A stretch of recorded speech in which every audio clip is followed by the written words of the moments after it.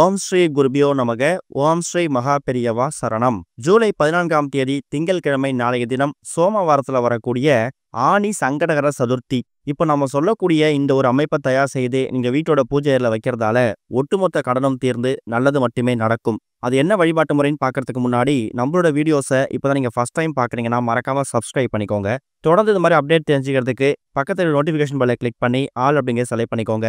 இப்போ என்னென்ன பொருட்களை என்ன மாதிரி வைத்து வழிபாடு செய்ய போகிறோம் அப்படிங்கிற பற்றி தெளிவாக தெரிஞ்சுக்கலாம். தமிழ் மாதங்களில் 3வது மாதமாக வரக்கூடியது ஆனி மாதம். பல சிறப்புகளை கொண்ட மாதமாக இந்த ஆனி மாதம் இருக்கு. அதனால தான் இந்த மாதத்தில் தெய்வீக விழாக்கள், திருமணங்கள், கிரகப்பிரவேசம் மாதிரி பல சுப நிகழ்ச்சிகள் நடத்தப்படுது. அப்படியான ஆனி மாதத்துல விநாயகப் பெருமானுக்குரிய ஒரு சிறப்பான தினம் ஆனி சங்கடகர சதுர்த்தி.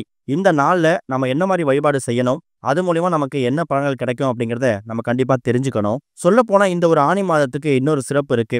இந்த ஆனி மாதத்துல நமக்கு 2 சங்கடகர சதுர்த்தி வந்திருக்குது. ஜூன் 14ஆம் தேதி ஆனி 1ஆம் தேதி ஒரு சங்கடகர சதுர்த்தி வந்துச்சு. அதுக்கப்புறமா ஆனி 30ஆம் தேதி ஜூலை 14ஆம் தேதி இன்னொரு சங்கடகர சதுர்த்தி வந்திருக்குது. ஒரே ஆனி மாதத்துல 2 சங்கடகர சதுர்த்தி வந்திருக்கிறதுக்கு நம்ம கொடுத்து வச்சிருக்கணும். ஆனி மாத தெய்வ வழிபாடு, விரதங்கள், பூஜைகள் மேற்கொள்றதற்கு ஒரு சரியான மாதம். இந்த ஆனி மாதத்துல ஆனி பௌர்ணமி தினத்துக்கு 4வது தினம் அல்லது திதியா வரக்கூடியது ஆனி தேய்பிரை சதுர்த்தி. ஒரு வாதமும் வரக்கூடிய இந்த தேய்பிரை சதுர்த்தியை நம்ம சங்கடகர சதுர்த்தியா எடுத்துக்கிறோம். அந்த வகையில ஜூலை 14ஆம் தேதி இந்த சங்கடகர சதுர்த்தி திதி எத்தனை மணிக்கு ஆரம்பிக்குது அப்படின்னு நீங்க தெரிஞ்சுக்கணும். ஜூலை 14 அதிகாலை 1:51 ஆரம்பிக்கக்கூடிய சதுர்த்தி திதி ஜூலை 15ஆம் தேதி அதிகாலை 12:30 வரைக்கும் இருக்கு. அதனால ஜூலை 14ஆம் தேதி திங்கட்கிழமை நாள் முழுக்க உங்களுக்கு சங்கடகர சதுர்த்தி தான். அதுல குறிப்பா இந்த சதுர்த்தி வேலை அப்படின்னு சொல்லக்கூடிய மாலை ஒரு 5 மணிலேருந்து 6 மணி. இந்த நேரத்துல உங்க வீடு பார்க்கக்கூடிய கோவில்கள்ல விநாயகர் பெருமானுக்கு அபிஷேக ஆராதனை நடக்கும். அதுல போய் கலந்துக்கோங்க. அந்த அபிஷேகத்துக்கு அலங்காரத்துக்கு தேவையான பொருட்களை உங்க கையால வாங்கி கொடுக்கறது கூடுதல் விசேஷம்.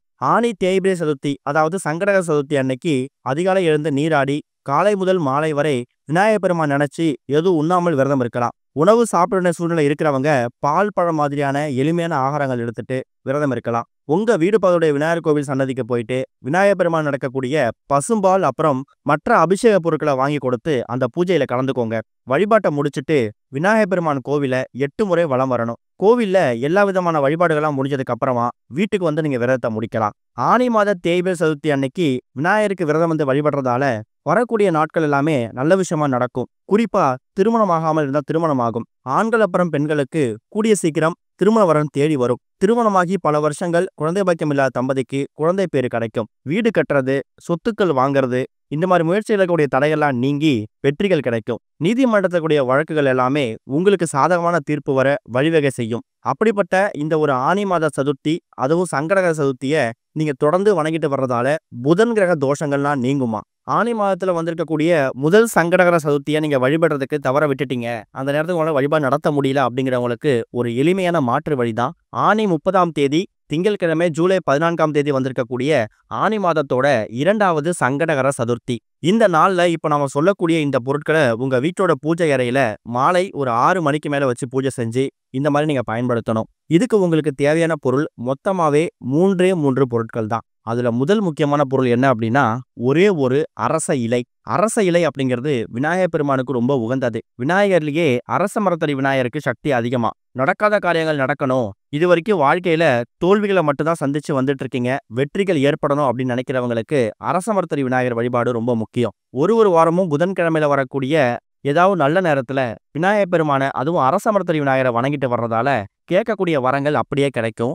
அந்த அளவுக்கு சக்தி வாய்ந்த அரச மரத்தடி விநாயகர் வீட்டில் இருக்கக்கூடிய அந்த அரச மரத்துல கிடைக்கக்கூடிய அரச இலை இருக்குல்ல, அது ஒரே ஊர்ல தயார் செஞ்சுக்கோங்க. நிறைய பேர் வீடுகளில் அரச மரம் இருக்கும், அதனால அரச மரத்திலேயே அவங்க ஃப்ரெஷ்ஷா பறிச்சுக்கலாம். அதுக்கு வாய்ப்பு சந்தர்ப்பம் இல்லாதவங்களுக்கு மாற்று வழி இருக்கு. நாட்டு மருந்து கடைகள்ல அரச இலை காய்ந்த நிலையில இருக்கும். அரச இலையை ஃப்ரெஷ்ஷா பச்சையா பறிச்சுட்டு வர முடியாதவங்க நாட்டு மருந்து கடைகள் இருக்கக்கூடிய அந்த காய்ந்து போன அரச இலையை பயன்படுத்திக்கோங்க. அதுக்கப்புறமா பச்சரிசி. இந்த இடத்துல நாம ஏன் பச்சரிசி பயன்படுத்துறோம்னா திங்கட்கிழமை சோமவாரம் சந்திர பகவானுக்கும் சிவபெருமானுக்கும் உகந்த ஒரு தானியம். பச்சரிசி அப்படிங்கிறது சிவ வழிபாட்டுல முக்கியத்துவம் வாய்ந்த ஒரு பொருள். அன்னாபிஷேகம் கேள்விப்பட்டிருப்பீங்க. அந்த அன்னாபிஷேகத்துக்கு பயன்படுத்தக்கூடிய பொருள் இந்த பச்சரிசி தான். அது போக ஒரே ஒரு சில்லறை நாணயம், அது 1 ரூபாய் நாணயமா இருந்தா இன்னும் விசேஷம். ஏன்னா விநாயகருக்கு இந்த ₹1 நாணயம் ரொம்ப பிடிக்கும். விநாயகரோட வயிற்று பகுதியில சந்தனம் வைத்து ₹1 நாணயத்த பதிய வச்சு நீங்க என்ன கேட்கிறீங்களோ, அத விநாயகர் பெருமான் நிறைவேத்தி குடுப்பார். அந்த அளவுக்கு இந்த ₹1 நாணயத்துக்கும் விநாயகருக்கும் அப்படிப்பட்ட ஒரு சம்பந்தம் இருக்கு. இப்படி சில முக்கியமான அந்த கிழமைக்கு உகந்த பொருட்களையும், விநாயகருக்கு உகந்த சங்கடகர சதுர்த்தி அன்னைக்கு உகந்த பொருட்களையும் தான் நீங்க தயார் செஞ்சு வச்சிருக்கீங்க. மாலை ஒரு 6 மணிக்கு மேல உங்க பூஜையெல்லாம் முடிச்சிடுங்க. அதுக்கப்புறமா பூஜை அறையில நீங்க தயார் செய்து வைத்திருக்கக்கூடிய அந்த அரச இலைய வச்சுட்டு, அதுக்கு நடுவுல ஒரே 1 ஸ்பூன் பச்சரிசிய வச்சு, அதுக்கு மேல இந்த ஒரே ஒரு சில்லறை நாணயத்த வைக்கணும். வச்சுட்டு, இந்த ஒரு சங்கடகர சதுர்த்தி வேளையில விநாயகர் பெருமானே நாங்க உங்கள வணங்குறோம். எங்க குடும்பத்துல இருக்கக்கூடிய எல்லா விதமான கஷ்டங்களும், கடன் பிரச்சனையும், பொருளாதார பிரச்சனையும் நீங்கி நல்லது மட்டுமே நடக்கிறதுக்கான வழிவகை ஏற்படுத்துங்க. அடுத்த மாதம் ஆடி மாதம் பிறக்குது. ஆடி மாதத்துல வரக்கூடிய ஒரு நாட்களும் விசேஷம் தான். நாங்க ஒரு நாட்களும் உங்களுக்கு பூஜை பண்ண முடியலனாலும் கூட, எங்களால முடிஞ்ச அளவுக்கு நாங்க பூஜை பண்றோம். ஆடி பிறந்தால் கண்டிப்பா வழி பிறக்குங்கிற மாதிரி எங்களுக்கு ஒரு நல்ல பாக்கியத்தை ஏற்படுத்தி கொடுங்கன்னு என்னென்ன குறைகள் உங்க மனசுக்குள்ள இருக்கோ அது எல்லாத்தையும் மனசார வேண்டிக்கிட்டு, குறிப்பா கடன் பிரச்சனை தீர்வதற்காக விநாயகர் பெருமானுக்குரிய ஒரு ருண விமோச்சன மந்திரம் இருக்கு. அதாவது ருண விமோச்சன வல்லபாய ஹ்ரீம் கம் கணபதியே ஸ்வாஹா. இது கடன் பிரச்சனையை தீர்ப்பதற்காக விநாயகர் பெருமான் முன்னாடி சொல்ல வேண்டிய ஒரு அற்புதமான மந்திரம். இந்த ஒரு மந்திரத்தை ஒரு 3 முறையிலிருந்து 9 முறை நீங்க உச்சரிக்கலாம். உச்சரிச்சுட்டு இந்த ஒட்டுமொத்த அமைப்பும் உங்க வீட்டோட பூஜை அறையில ஒரு அரை மணி நேரத்திலிருந்து 1 மணி நேரம், அதாவது எவ்வளவு நேரம் பூஜை அறையில விளக்கெல்லாம் ஏற்றி வச்சிருக்கீங்களோ அவ்வளோ நேரம் இந்த ஒட்டுமொத்த அமைப்பும் அரச மரத்தடி இலை மேல வைத்திருக்கக்கூடிய அந்த பச்சரிசியும் அந்த ₹1 நாணயமும் அப்படியே இருக்கட்டும். அதுக்கப்புறம் நீங்க உங்க அன்றாட வேலை பார்க்கலாம். விளக்கெல்லாம் குளிர வச்சுட்டு இரவு தூங்க போறதுக்கு முன்னாடியோ, இல்ல ஒருவேளை அப்ப பண்ண முடியலன்னா மறுநாள் செவ்வாய்க்கிழமை காலையில எழுந்து சுத்தபத்தமா குளிச்சுட்டு பூஜை அறையில விநாயகர் பெருமான் முன்னாடி வைத்திருக்கக்கூடிய அந்த அமைப்புல அந்த ₹1 நாணயத்தை மட்டும் எடுத்து இங்க பத்திரப்படுத்தி வச்சுக்கணும். அதை என்ன பண்ண போறோம் அப்படிங்கிற பின்னாடி சொல்லலாம். ஆனா அந்த பச்சரிசியை காக்கை கோயிலுக்கு தானமா போட்டுருங்க.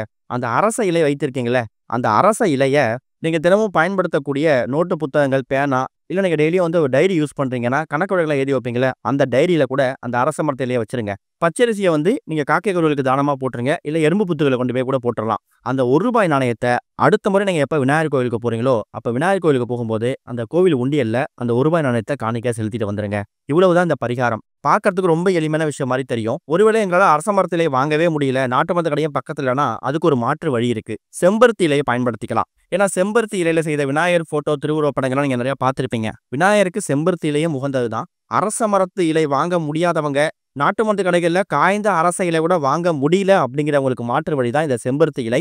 அரச இலையை கண்டிப்பா எங்களால எடுக்க முடியும், வாங்கிட முடியுங்கிறவங்க 100% அரச இலையை பயன்படுத்துங்க. கண்டிப்பா நல்ல முன்னேற்றம் ஏற்படும். அதே மாதிரி விநாயகர் பெருமானை வழிபடுறதுக்காக நீங்க சங்கடகர சதுர்த்தி அன்னைக்கு கோவிலுக்கு போனீங்கன்னா 8 எண்ணிக்கையில கொழுக்கட்டை செஞ்சு எடுத்துட்டு போங்க. விநாயகர் பெருமானுக்கு இந்த 8ங்கிற எண்ணு ரொம்ப உகந்தது.